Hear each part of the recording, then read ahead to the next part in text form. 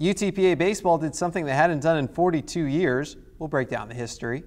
UTPA men's and women's basketball with a pair of big games against New Mexico State. And UTPA Athletics hires its first men's soccer coach since 1997. This is Bronc Country.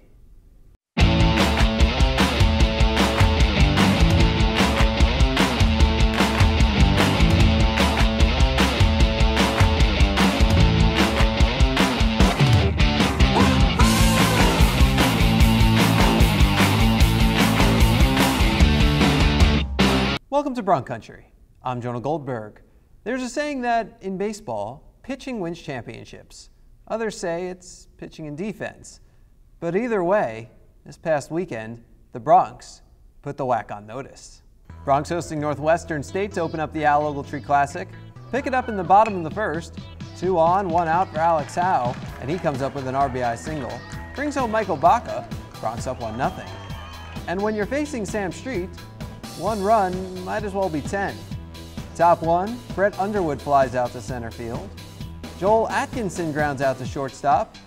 And then Chase Dodgerill strikes out looking. 3 up, 3 down for Street. Top of the second, Caleb Dugas on the ground to first. Great play by Victor Garcia Jr., 1 away. Reagan Kaufman also on the ground, this one to third. And then Edwin Gomez pops out to second. 6 up, 6 down for Street. Third inning now. Matthew Alford, swinging. Garrett Logan, gone fishing. Jake Kluot on the ground to short. Sam Street, perfect through 3.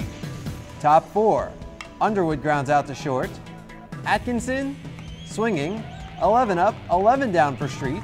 So 2 outs and 2 strikes on Dodgerill, but he lines a single to left field to break up the perfecto. And make no mistake, Street knew what was going on. Yeah, I got to admit I did. So, you know, it's a bit disappointing, but at the same time, it's going to happen. So, you know, if it's not going to happen in the game, you know, it's one of those things that's just meant to be. So, you know, obviously aware of the situation. I mean, 1-zip ball game was more the thing on my mind. So, you know, 1-zip, can't let them score. That's it. Until they get 2, you can't let them score 1. So that was all that was going through my head. So Street now out of the stretch for the first time, and he responds by getting Dugas to ground out to end the inning.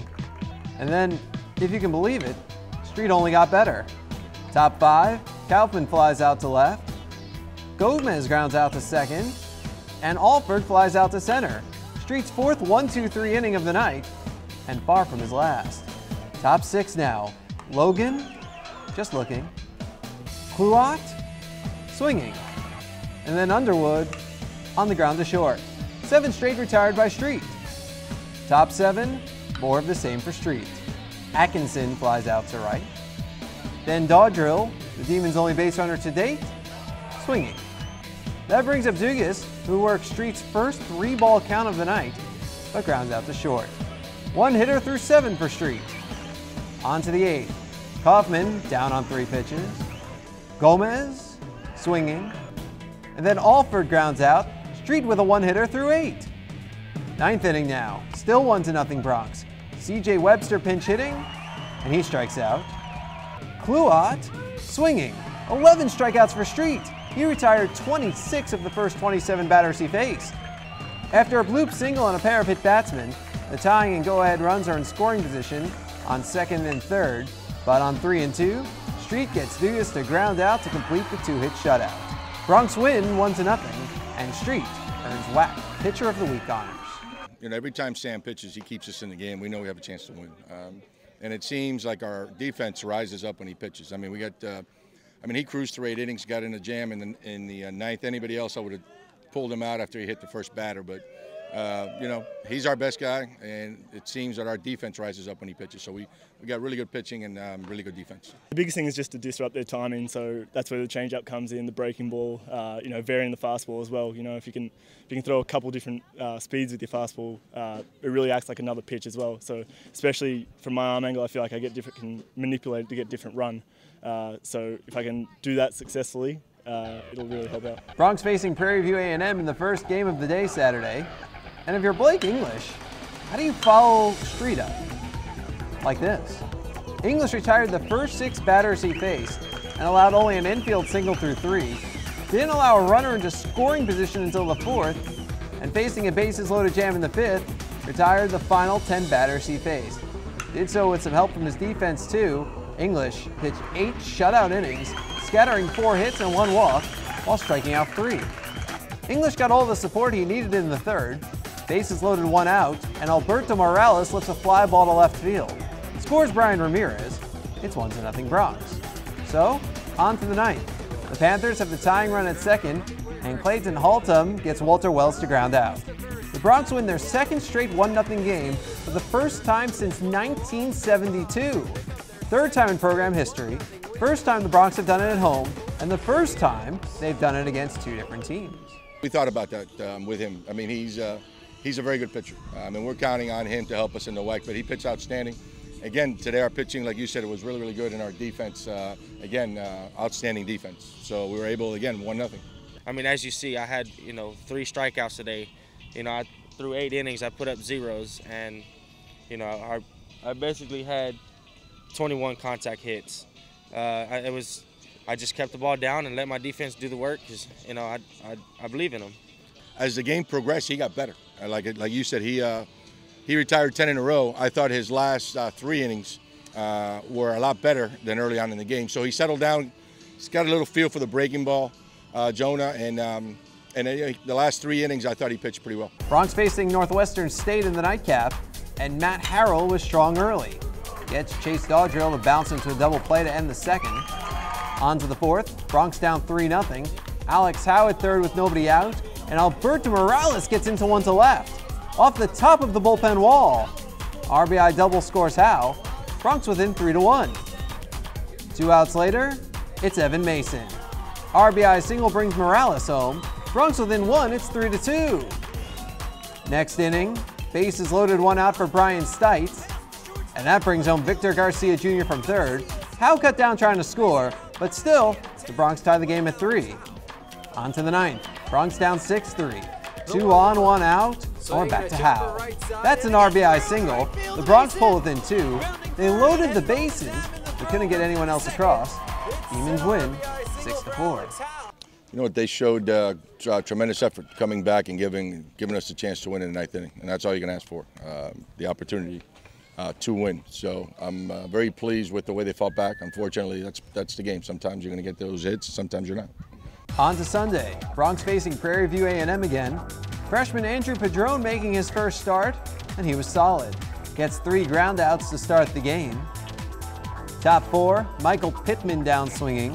Padron went 5 innings, giving up 1 run on 3 hits. But don't worry, the Bronx gave Padron and company plenty of support. This is how the offense started the game. Alex Howe with a triple. And then Alberto Morales drives him home. 1-0 Bronx. On to the 2nd. The Bronx have 2 on and 1 out. And there's Howe coming up with an RBI single. Bronx up 2-0. Move ahead to the 4th. Bronx lead cut to 2-1. And there's that man again. Alex Howe with an RBI double. His 3rd straight 3-hit game. Finished the weekend a whopping 11 of 15 to earn WAC Hitter of the Week honors. Bronx go up 3-1. Howe stole 3rd, so that means when Jesus Garcia grounds out to short, Howe scores. Bronx up 4-1. Now the Bronx walked 13 times in this game, their highest total in 3 years. 6 of them came in the 5th. Starts here with ball 4 to Victor Garcia Jr. 1 out later, Clayton Haltom walks. Then Dylan Engelhardt walks to load the bases. That brings up Shane Ammon, and he's going after the first pitch. Good decision, because he drives home 2 with the single. Bronx up 6-1. So Chad Flick out, Michael Dewey in on the mound, but it's more of the same. Howe draws a 4-pitch walk. Garcia walks to force in a run. And then Morales walks to force in a run. Bronx go up 8-1, go on to win 9-3. You know what? He pretty much delivered what we thought. He's going to be a really, really good pitcher for us, and he can fill so many roles. We just wanted to throw him out here and make sure he got some innings in. It's a long season, so as a starter, as a setup guy, he can even close games. We're happy for him. Always good for the freshmen to get their first win or their first hit. It feels good. Once getting the first one out of the way, you kind of settle down a little bit. So, my defense really helped me out today. We got a lot of run support, so it was just good. Started off well, got a good pitch to hit, but happy enough to get the win today. Andrew Padron did a really good job, and it was definitely a good thing to bounce back from last night's loss. I just told Coach Lopez that he's on fire, and I told both Lopez and I told Carson to stay away from him. A guy hitting that good, I don't want anybody around him, including myself. So, we're going to keep our distance and hopefully not wake him up because he is really on fire. The Bronx basketball teams with just a handful of games remaining. Coming up on Bronc Country, highlights from the men's and women's games against New Mexico State. Madness is calling. The 2014 WAC Men's and Women's Basketball Tournament. March 12th through the 15th at Orleans Arena in Las Vegas. 16 teams battle through the brackets on their way to the big dance. Be there to see who will go home the big winner. Ticket packages on sale now at UTPABronx.com. They are the dreamers and the promise of the future. They are the hope who will lead us to tomorrow. They are the givers who have the passion to serve. They are the visionaries who will celebrate discovery. They will make a difference. They will change South Texas.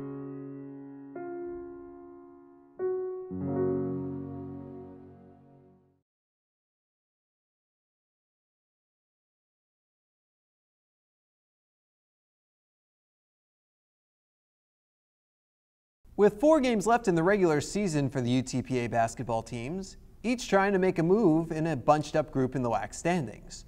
To do so, they would have to contend with tough New Mexico State squads. We start with the men playing host to the Aggies, and Jack Boga gets the Bronx off to a good start. It's 2-0. The Aggies scored the next 6, but the Bronx keep it close. 12 minutes to go, and look at the aggressive move by Lauri Toivonen. Hits the layup, draws the foul. He hits the free throw to convert the three-point play. Bronx within 14-11. 2 minutes later, the Aggies are up 7. Javon Farrell takes a page out of Toivonen's book. Hits the layup and then the free throws. It's a 4-point game. And then, 1 minute later, Farrell nails the jumper. Bronx within 18-16. The Aggies responded with an 8-0 run to go up 10. But Josh Cleveland puts the Bronx on the comeback trail. It's the layup. Now, shortly after, he picks up his second foul, so Toivonen's back in, and he gets right back to work. That's his second three-point play of the game. Bronx within 27-21. And then Toivonen pulls up from behind the arc and nails it! His first career tray. Bronx within 31-26. 42 seconds later, it's Justin Leather's turn. Bronx within 2. Minute and a half left in the half. It's time for Farrell. Ties the game! And then, with 41 seconds left in the half, Farrell makes a pair of free throws to cap a 17-5 run. Bronx up 33-31, but the Aggies shot 80% in the second half to come back and beat the Bronx 78-61. Our shooting is not good enough to keep them stretched out where their 4s and 5s leave the lane enough. So therefore, when our guards, Javon and Boga drove, they're running into 7'5" and 6'10" and athletic guys. So, we had a good remedy there at the end of the first half when we got into the triangle, got them spaced out, and Javon kind of went to work off the dribble, and Latte did some good finishing. But second half they just jumped back on us again, and we just didn't have an answer for it. It's definitely frustrating. It was a couple of times I, got past my defender and big 7'5" dude right there blocked my shot. That's definitely frustrating when you know you can beat the one defender, but they got so much help and so much height. It's hard. Yeah, it was a couple of times we had some nice, solid defensive possession and they just threw it up to him and he dunked it. There's nothing you can do about that. As for the UTPA women's basketball team, visiting New Mexico State simultaneously, and the Bronx got off to a great start. Senior captain Laquita Garner into the game, and that's money in the bank. 7-2 Bronx. Next time down the court, Kaylin Boyd. 9-2 Bronx. The Bronx jumped out to an 11-2 lead in the first 6.5 minutes. The Aggies responded with a quick 19-4 run to go up 21-13. But with 8 minutes left in the half, the Bronx on the comeback trail. Keani Clark hits the layup, and then it's Alexandria Hill for 3. Broncs within 3. Next time down the court, Jasmine Thompson hits the jumper. Broncs within 1. And that bucket set Thompson off. Pulls up for 3 not once, but twice. She'll hit a free throw on the next possession, puts the Broncs up 27-23. The Aggies took the lead back a minute into the second half, but Shante Goff answers with the layup. Broncs up 34-33. Broncs down 6 with 4 minutes left. Boyd hits the 3 to make it 70-67, but the Aggies close the game on a 13-4 run to beat the Broncs 83-71. Well, it was, I guess the New Mexico State game was a tale of two halves. I mean, we led 32-28, and then I don't even know what the final score was, but I know we got beat, about 82-71. I think we gave up a lot of points in transition in the second half, and then we let them get to the free throw line. We fouled a lot in the last minute or so. It was about a 4 to 5 point game. But again, we just didn't finish. We do a pretty good job of staying in the game, but we're not finishing right now. Brittany Bush, 16 points, 17 rebounds. I would say that's a pretty good night. I think KK had 17 points, and Jasmine Thompson came off the bench and had 12 points for us. But we've got to be more consistent with our rebounding. We out-rebounded them 12 the first half. They out-rebounded us the second half by 13. But we let them get away in transition, and we held them to under 20% the first half, and then the second half they shoot nearly 50%. So a little bit frustrating, but we're going to try to fight through it and see if we can't get better. And we got 2 big home games this week, and we're going to see if we can't turn the tide a little bit. Spring break is just a week and a half away. If you haven't made your plans yet, might I recommend Vegas? After all, that's where the WAC tournaments are this year. You can get a ticket to all 14 WAC tournament men's and women's basketball games for just $165. We even have an in on hotel rooms through corporate travel. So give us a call or visit UTPABronx.com/WAC today. Hey, we've been telling you Bronc Country just got a lot bigger, haven't we? Well, Viva Las Vegas! In recent weeks, we've told you about the Broncs' upcoming soccer and track and field complex and women's soccer coaching staff. Well, what about men's soccer? Next on Bronc Country, we'll let you know who's going to be leading the return of UTPA men's soccer.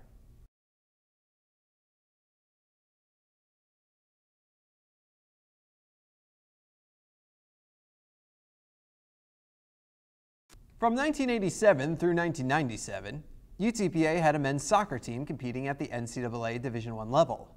Just over a year ago, UTPAAthletics announced the upcoming return of men's soccer. With the Broncs set to compete on the field for the first time in 18 years in 2015, they need a head coach. And now, they've got one. Paul Lease, who joins the Broncs after taking a 9th-place Coker College program and turning them into one of the top 5 teams in all of Division II in a span of 3 years. While recording a .617 winning percentage in 5 seasons, Lease led his team as far as the second round of the NCAA tournament, while winning 2 conference championships and 2 conference tournament championships.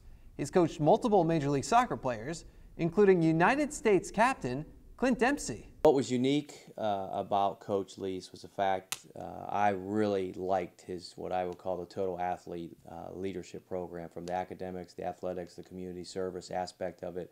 The way he defined, team characteristics, leadership characteristics, his ability, I think, to prepare our student athletes for excellence in life, which is our purpose statement for our department. It really went hand in hand with our Bronx standard, and I couldn't tell you at the end of the interview, he was the first one to interview, it was going to be really difficult for someone to beat him out for that job. He blew us all away. So with a good year and a half to go until UTPA men's soccer takes the field for the first time, what is Coach Lease's first order of business? Well, it's a brand new startup program. So, first and foremost, he's going to be recruiting and probably doing more recruiting. We are opening up a brand new complex, soccer track and field complex, so he'll be very involved in the planning stages of that. But I think the majority of everything he'll be doing is putting together that squad of 25 for the fall of 2015. Big weekend for UTPA women's tennis. 3 matches in 3 days, and they started with a 6-1 win at Valparaiso. The Broncs swept through doubles and nearly did the same in singles before settling for 5 out of 6. dominating performances for Didi Fechikova, Katya Stavrlaki, Christelle Amsalem, and Regan Greenwood, as they each took 12 of their 13 games. On Saturday, the Broncs started taking part in a tournament at Chicago State, beating the hosts and WACFO Cougars 6-1. The Broncs swept through doubles again, while taking 4 of the singles matches in straight sets. And then on Sunday, the Broncs completed a great weekend with their 4th straight win, dating back to the previous weekend, 4-3 over South Dakota State. The Broncs dropped the doubles point, but Didi Fechikova, Christelle Amsalem, and Regan Greenwood picked up wins to get the match tied at 3. It all came down to number 2, where Wanda McAllen needed to win a 3rd set tiebreak to send the Broncs to victory. The Broncs kick off a 4-match homestand this week, including matches Friday at 9 a.m. against Grand Canyon and 4:30 p.m. against Texas A&M Kingsville, followed by Kansas City on Sunday at 1. It feels really good. We are very proud of the way we played, and we're very excited to start off the season that good and strong. I think I saw more of a fire this weekend. We came off of a win from our last match, and so I think as a team they really just wanted to go out there and prove themselves. We played really well in our first match, and it gave them something to really work for. We played a conference match after that, something that we've been talking about for a while now, and they came out with great energy. We started off well, and they really, closed out in singles really, really good. And the next day, it was a tough day for us, and they were really good opponents. Losing that doubles point to start off the day was a little bit stressful, but to see them go out there in their singles matches, to do what we've been practicing, and to do it really well and to really fight for each other, it's really great to see. If you want to show your support for all of these student athletes and coaches, donate to the Bronc Athletic Fund today. You can become a member of the BAF for just $50 a year. All of the money raised goes directly to student athlete scholarships, so visit BroncAthleticFund.com today to see how you can make a meaningful impact on the lives of student athletes. One way you can donate to the Bronc Athletic Fund is by participating in our 8th annual Bay Fishing Tournament, better known as BAIT, on South Padre Island on April 12th. You could be one of 8 teams to win over $10,000 in cash prizes, including a $4,000 grand prize. Visit UTPABronx.com/BAIT for more information. Madness is calling. The 2014 WAC Men's and Women's Basketball Tournament. March 12th through the 15th at Orleans Arena in Las Vegas. 16 teams battle through the brackets on their way to the big dance. Be there to see who will go home the big winner. Ticket packages on sale now at UTPABronx.com. They are the dreamers and the promise of the future. They are the hope who will lead us to tomorrow. They are the givers who have the passion to serve.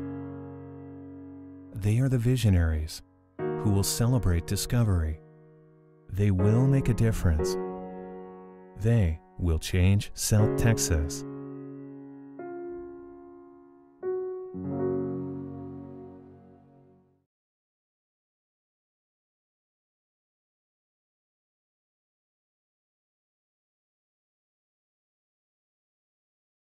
Here's what's on deck for the Broncs. Women's basketball home Thursday against Bakersfield and Saturday against Utah Valley, the latter of which is senior night. Both games at 7.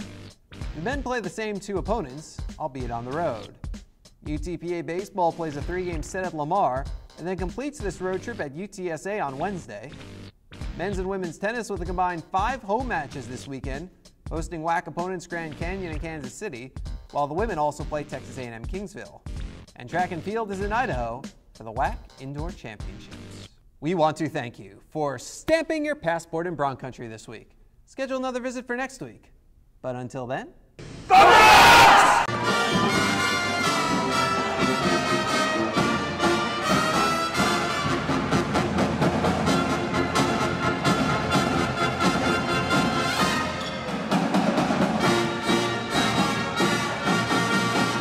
Madness is calling. The 2014 WAC Men's and Women's Basketball Tournament. March 12th through the 15th at Orleans Arena in Las Vegas. 16 teams battle through the brackets on their way to the big dance. Be there to see who will go home Ticket packages on sale now at UTPABronx.com. They are the dreamers and the promise of the future. They are the hope who will lead us to tomorrow. They are the givers who have the passion to serve. They are the visionaries who will celebrate discovery. They will make a difference.